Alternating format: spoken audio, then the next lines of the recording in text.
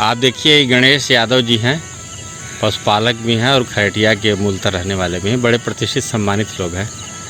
और इनसे हम बात करते हैं कि इधर कई दिनों से कुछ ऐसी चीज़ें हो रही हैं जो अप्रत्याशित हो रही हैं। आपका ये देखिए घर है और आपके यहाँ पर ये पशु हैं, दुधारू पशु। और आज के इस युग में जहाँ देसी गायों से लोग बचते हैं, कम दूध देती हैं, वहाँ पर इन्होंने देखिए अपने पास इतनी गाय रखा है। भले इनको किसी योजनाओं का लाभ न मिलता हो, परंतु इन्होंने देसी गाय रखा है और इसलिए हमारे लिए बड़े ही स्तुत्य हैं, वंदनीय हैं, बहुत ही अच्छे इंसान हैं। हम गणेश यादव जी आपसे जानना चाहेंगे, आखिरकार इधर जो कुछ दिनों से आपके यहाँ हो रहा है वह कैसे हो रहा है? हाँ बताइए। हाँ, वो कब निकलते हैं लोग, कैसे निकलते हैं? शाम को निकलते हैं 8-9 बजे रात। 8-9 बजे रात। तो आप भगाते हैं तो भी नहीं भागते सर? नहीं भागते, नहीं भगाते हैं। कौन सा है वो क्लियर होता है आपको देखते हैं तो? करिया सा है। हाँ, करईत है सर। करईत। तो केवल करईत से निकलते हैं कि और सब भी है? बड़े हैं सब, छोटे छोटे हैं? अरे बड़े ज़्यादा छोट नहीं है, बड़े बड़े हैं। अच्छा, तभी आप बता रहे थे कि इधर आपके पशुओं के पास भी आकर के सब लेटे रहते हैं। घर में भी थे सब? हाँ, घरों में भी रहते हैं। अच्छा, नहीं दिखाते हैं। अच्छा, और इधर भी घर के बाहर भी चलते हैं? हाँ, कभी जो निकल जाते हैं तो भाई बाहर एकदम ठीक है, भाई घर में आ जाते हैं दिक्कत हो जाते हैं ना। अच्छा, घर में मत है, बाहर में कोनो बात नहीं है। अरे कई दिन से हो रहा है इस तरह से? ये 2-3 दिन से हो रहा है। 2-3 दिन से? आसान कर देना। तो भगाते हैं आप, इसके बावजूद वो सब नहीं भागते? नहीं भगाते मैं नहीं करते हैं, फिर चले आते हैं? फिर चले जाते हैं। अच्छा, तो क्या आपको लोगों से डर नहीं लगता? अब क्या करीब डर भाई, अब डर का लगेगा। अब वही भाई अब चलो भाई, अब बटला भाई ना भगवत का कर, हम कहाँ जा भग। हाँ, मजबूरी बा, जब घर है तो हम कहाँ जाएंगे? हम कहाँ जाए, हमारा घर है, हम कहाँ जाएंगे? तो भी वही ना ऊपर आए, खुद ऊपर वाले है ये हैं। अच्छा, ईश्वर के ऊपर आपकी जबरदस्त आस्था है। हाँ। जरा दिखाएंगे घर में कहाँ पे मिले थे वो? चलिए उसे यहाँ वो देखिए। चलिए चलिए, देखिए आप योगी जी देसी गाय को महत्व दे रहे हैं। आप यहाँ पर देखिए कितनी देसी गायें हैं। यही रहते हैं। कहाँ पर? यहीं पर? यही रहते हैं, यही अगर बगल में आए थे, यही रहते हैं। अच्छा, पड़े रहते हैं। हाँ। आप एक दिन बता रहे थे कि आप भगाए, इसके बावजूद नहीं भागे, वो फिर आ गए? नहीं भागते। अच्छा, तब क्या पूरी रात पड़े रहते हैं यहीं पर? अरे रात पूरा पड़े नहीं मिलेंगे, हम ये सुतल ही ना का करी। अच्छा, खटिया सामने संध्या बैठल रहा, यहाँ पे बैठल रहा। अच्छा, सुबह हुआ तब गए? तो सवेरे वो नदी में घुसिया तो वो आशा बोल रही वो मर ले। अच्छा, उसमें? हाँ, उसने ही पसंद है। अच्छा, इधर घुस गए थे। अच्छा, ठीक है। अच्छा, आपने बता दिया। गणेश, हाँ, देखा बना है कनक। अच्छा, आज नहीं आए थे? नहीं थे, आज नहीं आए थे। काली दूर से देखा थे। अच्छा, 9 बजे वहाँ आए थे, 8 बजे वहाँ देखा है रात में? रात में। हाँ। उधर से कॉलोनी से तो फिर खाना खाए का 3 बजे 4 बजे भोर में यहाँ देखा है 5 सवेरे। अब ठोका दे जाते नहीं हैं, एक जगह रह जाते हैं। तो फिर बाद में अपने उन्हें पता कहाँ हो गया, कुछ घंटा में पता हो गया। ठीक है गणेश जी, आपको बहुत बहुत धन्यवाद। देखें हमारी दाहिनी तरफ ओबरा इंटर कॉलेज में जीव विज्ञान के शिक्षक आदरणीय प्रेम कुमार शर्मा जी हैं, जो दाहिनी तरफ हैं, जो बच्चा गोदी में है और हाथ ऊपर उठाया हुआ है। और दूसरी तरफ बाईं तरफ शिक्षा निकेतन इंटरमीडिएट कॉलेज में शिक्षक आदरणीय श्री दिनेश यादव जी हैं, जो जीव विज्ञान पढ़ाते हैं।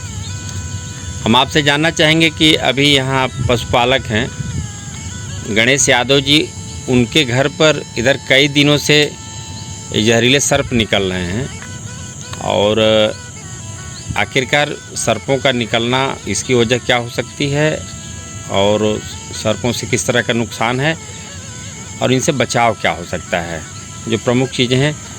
हम सबसे पहले इस पे शिक्षक आदरणीय श्री प्रेम कुमार शर्मा जी से जानना चाहेंगे कि आप मुझे बताएं कि इसके क्या कारण है और इससे बचाव क्या है। देखिए, ये मौसम बरसात का है और ये जीव जंतुओं के लिए बड़ा सूटेबल समय होता है, तो ये सब निकलते हैं। सांप भी अच्छा ये जंगली बेल्ट भी है, तो इसलिए सांप ज़्यादातर रहते हैं। और अब चूँकि ये खेत है, खेत में घर बनाए हुए हैं, तो सांप इधर आसपास काफ़ी मात्रा में हैं, और इस वजह से ये लोग भाई चलते चलते भाई इनके घर में भी आ जाते हैं, पशुओं के बीच भी आ जाते हैं।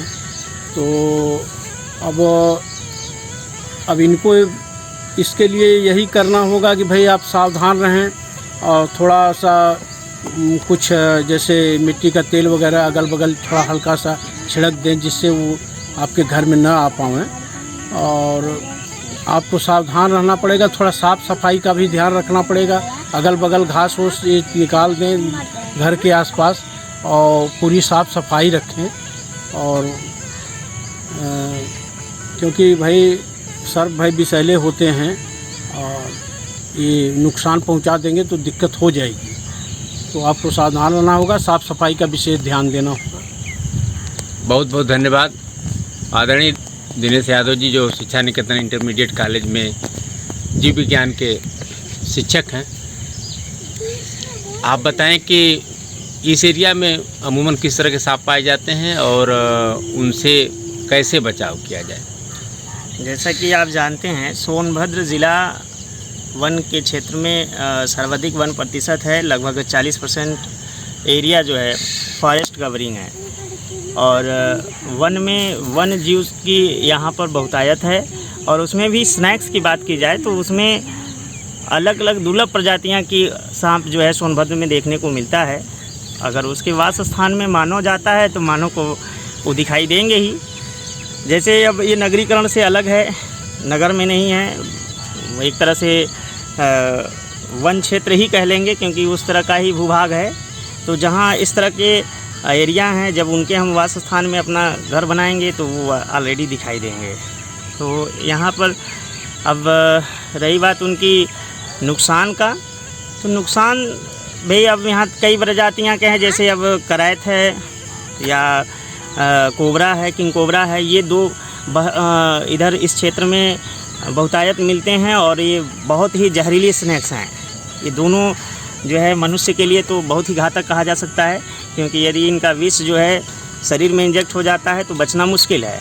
क्योंकि अब वो पार्टिकुलर स्नैक्स स्पीसीज के अगर एंटीवीनम है तब तो बचाया जा सकता है, वरना रोगी की मृत्यु ही होगी। तो इस स्थिति में उनके वास स्थान पे अपना वास स्थान बनाए हैं, तो उसमें अपने आप को सचेत रहना पड़ेगा। उसके लिए भाई अगल बगल साफ़ सफाई होनी चाहिए, और धुआं भी करके आप उनको जो है ये कर सकते हैं कि वो आपके वास स्थान में ना आए, वो अपने ही वास स्थान में रहें। और भाई अब उसके साथ हैं तो कोऑपरेशन बना के ही रहना पड़ेगा, क्योंकि जीव जंतु अगर हैं तो आप उनके साथ सद्भाव से रहेंगे तभी सही है। उसमें जो है अब उनको मारना भी, हंटिंग करना भी वाइल्ड लाइफ प्रोटेक्शन एक्ट के तहत जो है वो दंडनीय अपराध है, आप मार भी नहीं सकते। भाई फॉरेस्ट फ्यूना के अंतर्गत वो भी आपके लिए जो है दोष साबित होगा। इसलिए जो है अपने वास स्थान में उनको ले करके अपना कोऑपरेशन बना के ही चलना होगा, उनसे बचना होगा।